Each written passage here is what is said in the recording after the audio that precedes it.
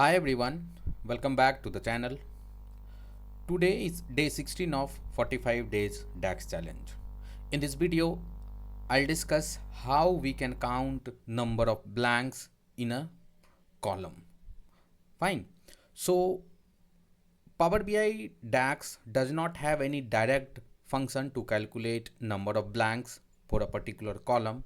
So in this video, I'll discuss how we can count number of blanks. Fine. So without any further delay, let's jump to Power BI desktop and see count blanks function in detailed way. I'll copy the dataset into the description box. You can check and practice by yourself. So let's jump to Power BI desktop. See, I'll explain you table here. So I have taken one sales table and total 4 columns we have: order ID, customer name, product and price. You could see here for price column, few rows are blank, such that for order ID 102, price is blank. For order ID 105, price is blank. So our task is to find number of blanks here. So in this case, answer will be 2.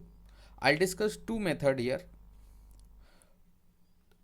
In both method, we can find number of blanks for a particular column.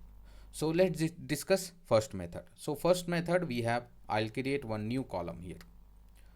Okay, so the column name I'll say is blank.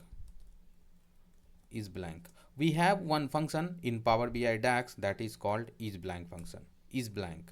I'll say price. Which column I am targeting? I am targeting price column. So if I press enter here, we got binary. We got booleans, right? False. If that particular row is blank, then we have true result. Else we have false result. So here we have total 2 true, right? So now what I'll do here is I'll create one new measure. And the measure name, let's say I'll say blank count. Okay, blank count. I'll say calculate count rows. Count rows ask for table and it counts the number of rows in a table. So which table I am targeting? I am targeting sales table, right? Sales. Now filter. What is the filter? But whatever the column I have created, that is blank column. If that column is true, then I want to count that one, right? So filter sales table and is blank equal to true, right? So if I insert a card here and we'll drag this blank count into this card, we have the answer, right? So total 2 rows are there where where price is not there, right? Or you could say where is blank is true. So this was the first method. Second method is, again I'll create one new measure and the measure name I'll say, let's say COUNTBLANK. Okay, so calculate, I want to count rows, right? So count rows. Which table? Sales table, right? And next is filter, because we are giving some filter here. So filter asks for 2 arguments. First one is table. So table we are targeting is sales table, and we will use here that is blank function directly. Is blank value. Which column I am targeting? I am targeting that price column here.